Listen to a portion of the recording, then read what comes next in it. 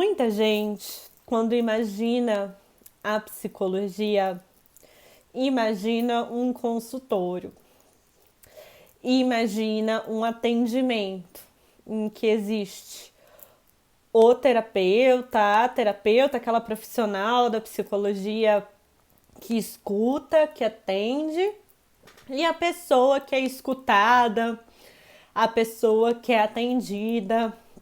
E o foco desse atendimento seria na subjetividade, nas experiências daquela pessoa atendida. Então, essa imagem da psicologia que acontece no consultório, que acontece nos atendimentos psicoterapêuticos, ela é bem forte. E quando a gente pensa na abordagem psicanalítica, ainda mais. Porque, afinal de contas, eu vou falar sobre inconsciente, sobre desejo, sobre defesa, resistência, transferências. Eu estou falando da escuta de alguém, de um sujeito, né, o sujeito do inconsciente, e essa escuta tem a ver com a escuta clínica nos atendimentos individuais. E assim surge a questão, então quer dizer que a principal atuação da psicologia e principalmente a atuação da psicanálise será em atendimentos individuais, que acontecem em consultórios, que acontecem entre terapeuta e paciente, entre duas pessoas? Então, será que é possível a atuação em psicologia em outras áreas e a escuta clínica em outras áreas e a abordagem psicanalítica em outras áreas? E aí a gente vai abrangendo, ampliando essa questão. E será que é possível que psicólogas e psicólogos e que psicanalistas ajam em instituições? Antes da gente definir instituição, será que é possível que psicólogas e psicólogos, que profissionais com abordagem psicanalítica atuem em espaços sociais? Né? Existe muito essa ideia, só pode fazer uma terapia alguém que pode pagar ou alguém que pode ter um plano de saúde. É uma prática pouco acessível, é uma prática elitizada, é uma prática que individualiza as questões que são de uma sociedade. Muitas críticas, né, que não são críticas à toa, né? Não foi à toa que se cristalizou a imagem de uma psicologia tão centrada no consultório, tão centrada nos atendimentos individuais. Mas não quer dizer que isso seja exclusivo, que isso seja necessário, que essa seja a verdade sobre a atuação em psicologia.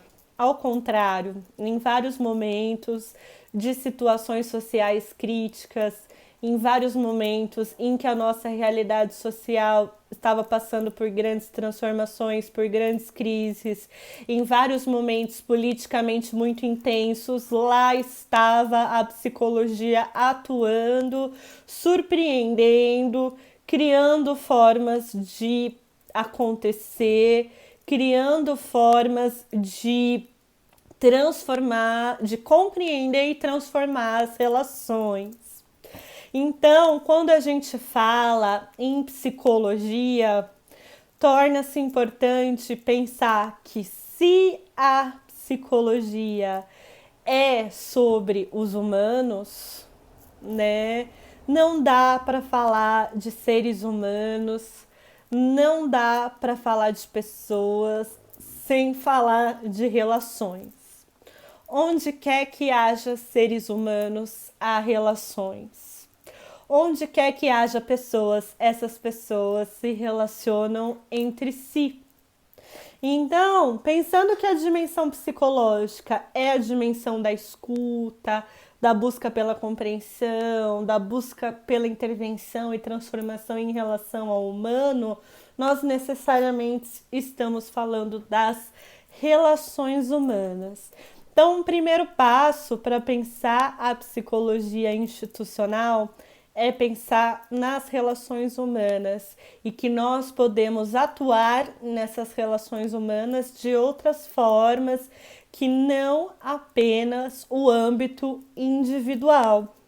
E aí a gente pode lembrar um pouquinho da nossa aula passada, em que o próprio Sigmund Freud, criador da psicanálise, diz: não há psicologia individual que não seja também social, né? Pensar a experiência de uma pessoa é pensar seus laços, é pensar seus vínculos, é pensar como que as relações se estabelecem e o que acontece nessas relações.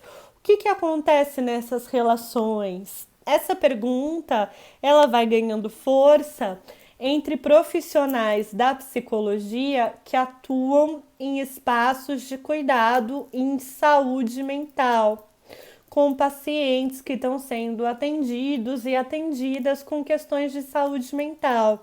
E aí vem essa pergunta: será que o olhar individualizado para os processos individuais é suficiente? Ou será até mesmo que é adequado?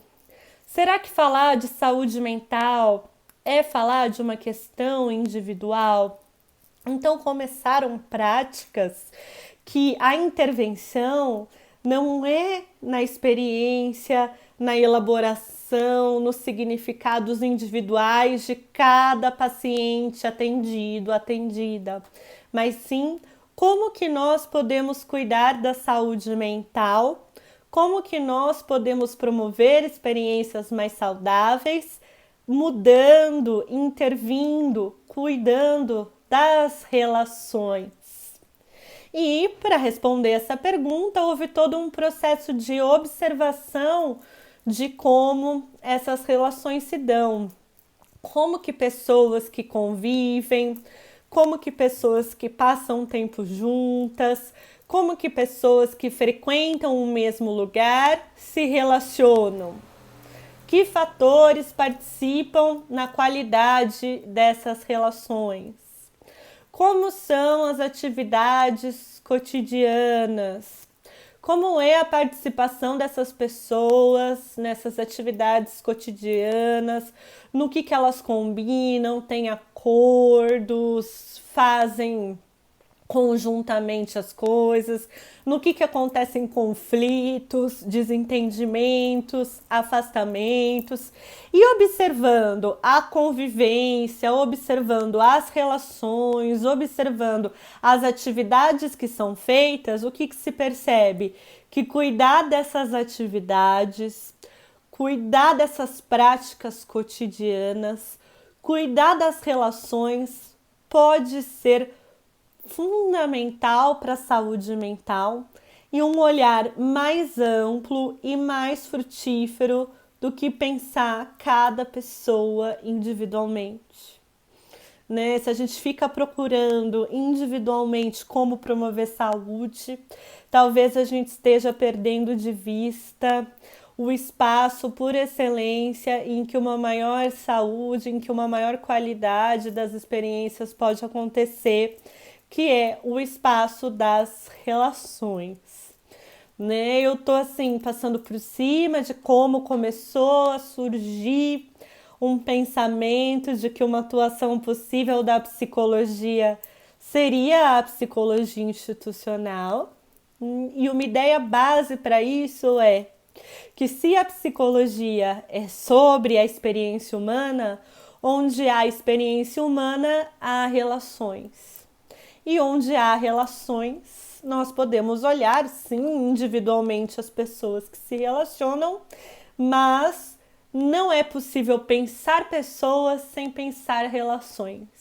Então, que tal partir do pensar relações para identificar formas de cuidado com essas relações, de transformação com essas relações?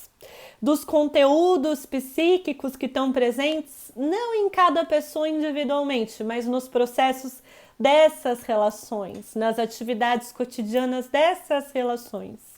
E além desse ingrediente da gente pensar psiquicamente, né, as emoções, os conflitos, as ideias, os pensamentos, as práticas, as questões humanas gerais das relações, a gente não pode esquecer de uma dimensão importantíssima que também tem a ver com o humano, que tem tudo a ver com as relações, é que pensar relações humanas é pensar relações de poder.